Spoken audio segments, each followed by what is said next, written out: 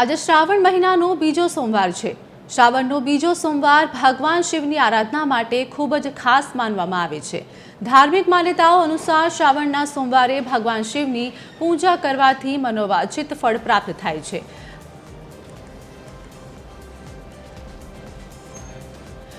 તો અમારી સાથે અમદાવાદથી ધ્વનિ મોદી લાઈવ જોડાઈ ગયા છે। ધ્વનિ, આજે શ્રાવણનો બીજો સોમવાર છે અને ભક્તો ખૂબ જ ઉત્સાહી જોવા મળી રહ્યા છે। કેવો માહોલ છે અત્યારે હાલ?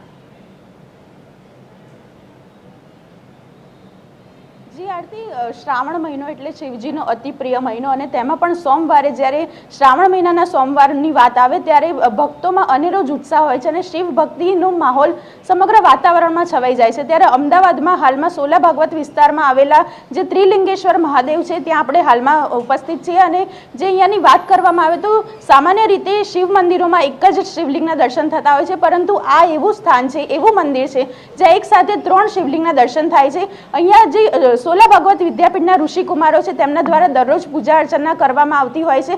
જે હાલમાં આપ મંદિરના દ્રશ્યો જોઈ રહ્યા છો કે વહેલી સવારથી જ અહીંયા ભક્તોની ભીડ જામી છે। તેમની સાથે સાથે જે સોલા ભાગવત વિદ્યાપીઠના ઋષિકુમારો છે તેમના દ્વારા પણ પૂજા અર્ચના કરવામાં આવી રહી છે અને એક સાથે આપ જે હાલમાં દ્રશ્યોમાં જોઈ રહ્યા છો કે એક સાથે 3 શિવલિંગના દર્શન અહીંયા થઈ જતા હોય છે અને તમામ જે ભક્તો છે અને અહીંયા ખાસ કરીને જે શિવાલયની વાત કરવામાં આવે તો કહેવામાં આવે છે કે અબોટિયા વગર શિવજીને પૂજા અર્ચન કરવી પેલું જે શિવજીની પૂજા અર્ચના કરવી તે સફળ નથી ગણાતી। ત્યારે જે શિવ ભક્તો છે તે અબોટીઓ પહેરીને હાલમાં શિવ મંદિરમાં પૂજા અર્ચન કરી રહ્યા છે। હાલમાં જે અહીંયાના મહારાજ છે, પંડિતજી છે, તેમની સાથે જ વાત કરીશું। શું નામ છે મહારાજ આપનું? મારું નામ વિષ્ણુભાઈ જોશી।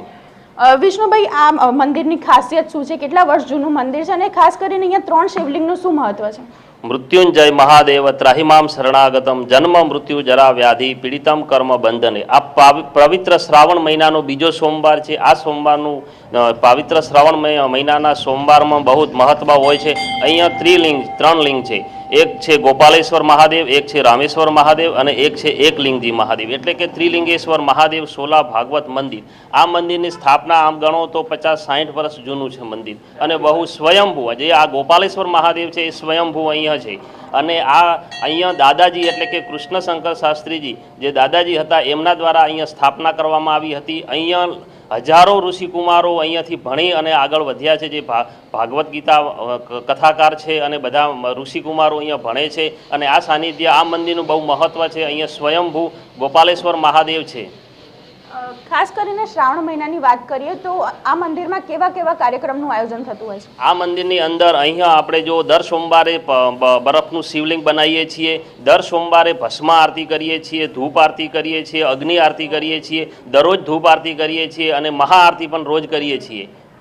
જી બિલકુલ, એટલે કે જે ભસ્મ આરતીનું મહત્વ છે મહાકાલેશ્વર છે ઉજ્જૈનમાં, ત્યાં તો મહત્વ છે જ, પરંતુ અહીંયા સોલા ભાગવત વિદ્યાપીઠ ખાતે પણ જે ત્રિલિંગેશ્વર મહાદેવનું મંદિર છે ત્યાં પણ ભસ્મ આરતીના દર્શન ભક્તો કરી શકે છે। જી આરતી।